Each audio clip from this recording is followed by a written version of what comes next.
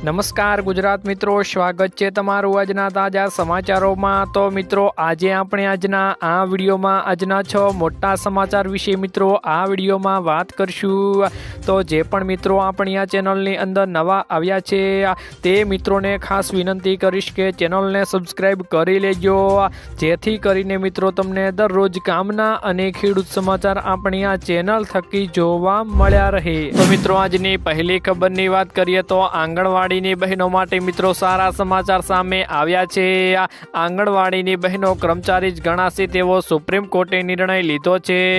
ગુજરાત સરકાર દ્વારા કરવામાં આવેલી પુનઃ વિચારણાની અરજીને કોર્ટે ફગાવી દીધી છે। સાથે આંગણવાડીના વર્કરને ગ્રેજ્યુએટી પણ મળશે। હવે સરકારે આંગણવાડીની લાખો બહેનોને ગ્રેજ્યુએટી ફરજિયાત ચૂકવવી પડશે। મહત્વનું તો એ છે કે સુપ્રીમ કોર્ટના જસ્ટિસ એવા સંજીવ ખન્ના અને જસ્ટિસ અભય ઓકાની બેચે ગુજરાત સરકારની રિવ્યુ પિટિશનને ડિસમિસ કરી હતી। લાખો આંગણવાડીની બહેનો માટે રાહતના સમાચાર મળી રહ્યા છે કે આંગણવાડીની બહેનો હવે કર્મચારી જ ગણાશે મિત્રો। ત્યારબાદના મહત્વના સમાચારની વાત કરીએ તો મિત્રો 2024માં આયુષ્માન કાર્ડ ધારકોને થશે મિત્રો મોટો ફાયદો। અત્યાર સુધી આયુષ્માન કાર્ડ નીકળતા હતા એમાં 5 લાખ વીમાની માહિતી હતી, પરંતુ હવે 10 લાખ સ્વાસ્થ્ય વીમો મળે તેવા કાર્ડ નીકળવાનું શરૂ થઈ ગયું છે। તો આજે જ નવું કાર્ડ બનાવો, જેમાં મિત્રો ડોક્યુમેન્ટની વાત કરીએ તો આવકનો દાખલો, રેશન કાર્ડ, આધાર કાર્ડ અને મોબાઈલ નંબરની મિત્રો જરૂર પડશે। ત્યારબાદના મહત્વના સમાચારની વાત કરીએ તો મિત્રો એલપીજી ગેસ સિલિન્ડર બુક કરાવતા જ મળશે મિત્રો 50 લાખનો વીમો। તો મિત્રો ઘણા બધા ઘરોમાં એલપીજી ગેસ સિલિન્ડરનો ઉપયોગ થાય છે, પણ ઘણા લોકોને ખબર નહીં હોય કે એલપીજીના સિલિન્ડર ઉપર સરકાર તરફથી પૂરા 50 લાખ રૂપિયાનો લાભ અપાય છે। દેશની સરકારની તેલની કંપનીઓ એલપીજી વપરાશકર્તા ગેસ સિલિન્ડર ઉપર 50 લાખ રૂપિયા સુધીનું વીમા કવચ આપવામાં આવે છે।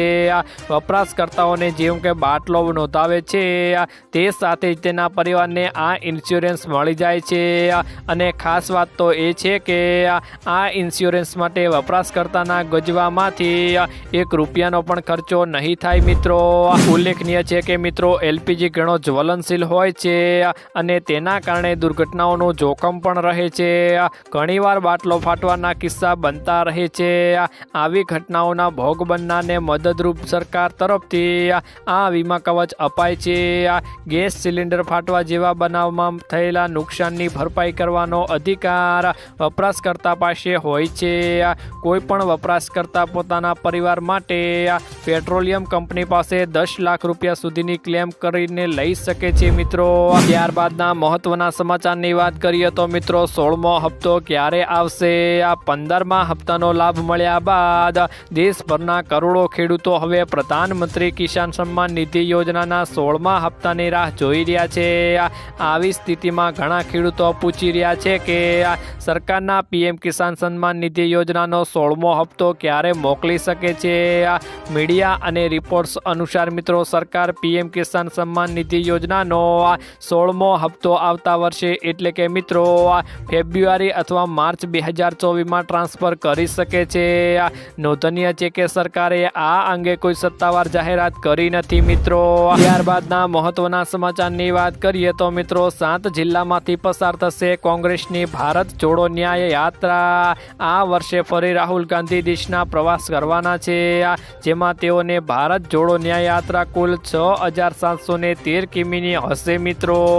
આ ભારત જોડો ન્યાય યાત્રામાં ગુજરાતમાં 7 જિલ્લામાંથી પસાર થશે।